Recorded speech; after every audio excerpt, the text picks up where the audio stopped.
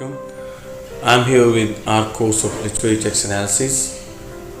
I'm Irfan Hussain, you know, and our today's topic is what is imagery.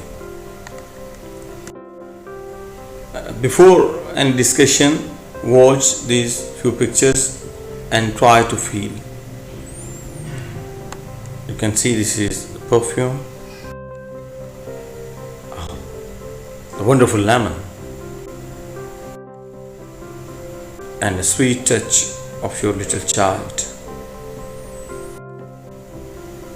And you have to peep into that little object. You can hear the music, you can listen to it. So see, you have looked these 5 pictures and you heard these 5 words. And if you ponder on it, all these 5 words, 5 pictures appeal to your 5 senses. This is what authors use in their writing. They appeal your 5 senses. They use such type of words that appeal your sense of taste, sense of sight, sense of hearing, sense of tasting, touching, and what else is remaining. So when writer creates this kind of effect on the reader, that is actually he is using imagery, and that use of these kind of words is imagery. Often writers use simile and metaphors and few others figures of speech, but mostly it is simile and metaphor to use to create imagery in their writing. I will give you an example from Romeo and Juliet. What Romeo says, "Oh, she do teach the torches to burn bright. It seems she hangs upon the cheek of night, like a rich jewel in an Ethiopian's ear." So see, every line has a kind of imagery. Torches to burn bright.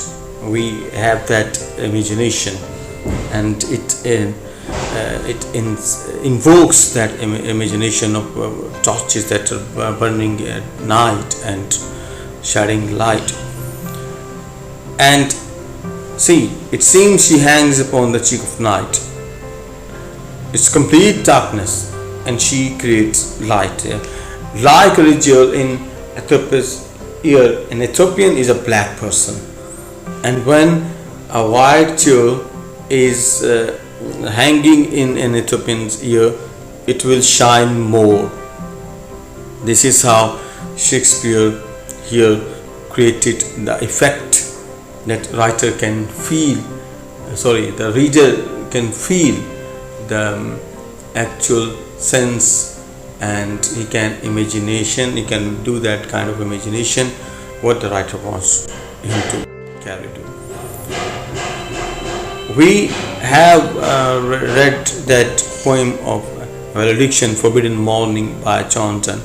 Here he uses a compass, and he compares the 2 souls of lovers with the 2 legs of compass, that wherever compass goes, but the center point remains same, the distance between 2 legs of the compass remains same. So what he says, that wherever the lovers go, their soul remain with in the same distance.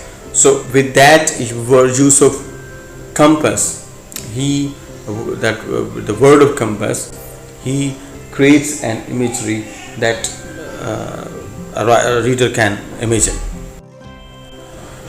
So there are a few examples, there can be many examples, and I'm making it very short just to make the concept clear. So try to make 5 examples of imagery from any of your work that you have read till now. So this is a short talk of today, and hope that you will have understood it, and if you have any questions you may ask me. Thank you very much. God bless you. See you soon, inshallah.